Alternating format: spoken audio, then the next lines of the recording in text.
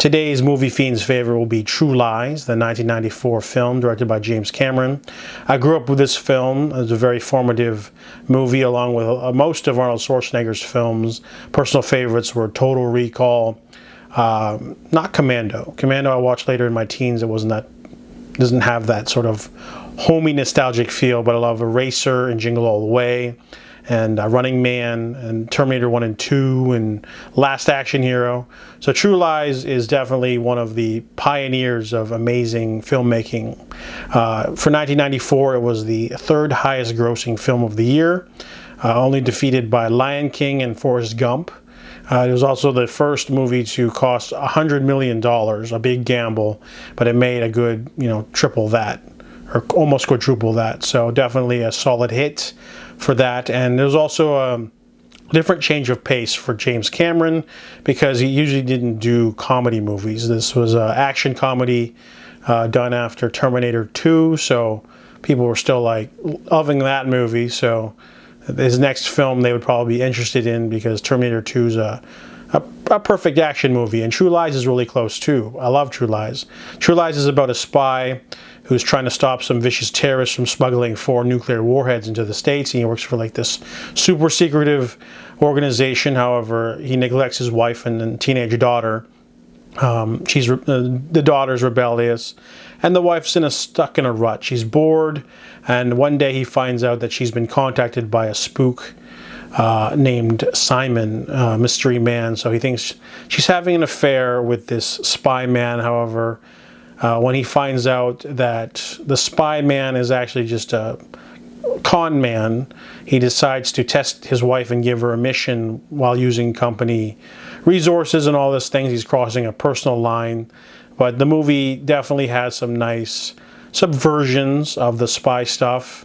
It's based off a French film called La Totale, but obviously with a bigger budget.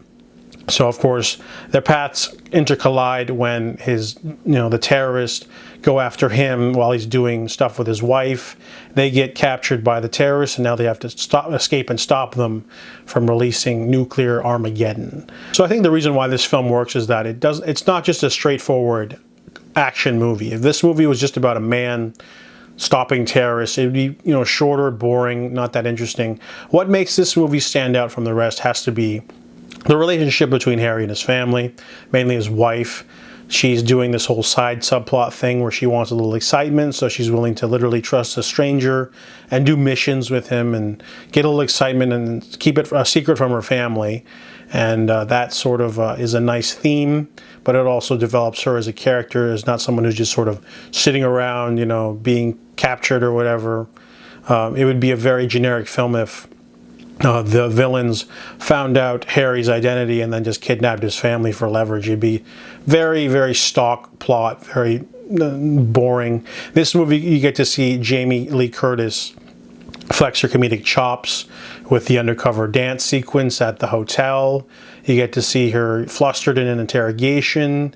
You get to see her kick some ass too. She beats up the female villain in this movie, and gets a few punches in there, which is really nice. She's not just your average boring housewife.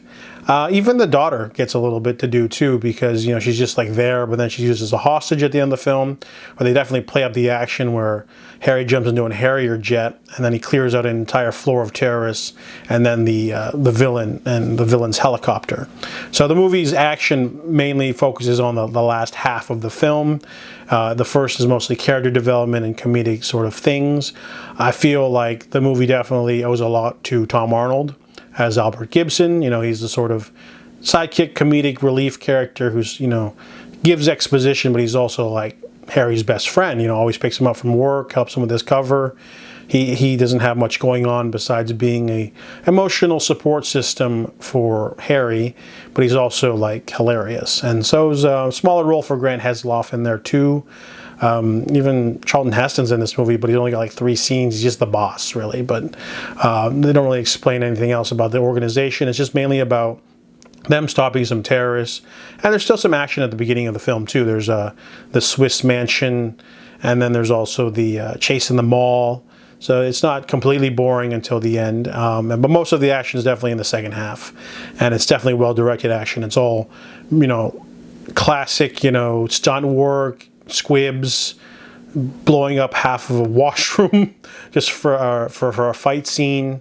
And I noticed something else when I was a child too, and now, whenever Arnold has to fight like a terrorist hand to hand, they get like the biggest beefcake they can find, someone who's just as tall and ripped as he is, to give him a fight, because if not, he'd be smacking around people. He's so strong in this movie. He's like breaking necks really easily, and I love that subversion too, because there's the interrogation scene where they're captured by the enemy, but then they get to have some character development when his wife asks him questions about his past, and then he escapes really easily in a very comedic way, and then later defeats all of the terrorists mostly. And it's a really good mix of both. It's hard to mix action and comedy, because if you go too comedic, it ends up losing the stakes. But then if you go to action and it becomes too serious, the comedy can feel a little bit misplaced, because it's supposed to be a serious movie.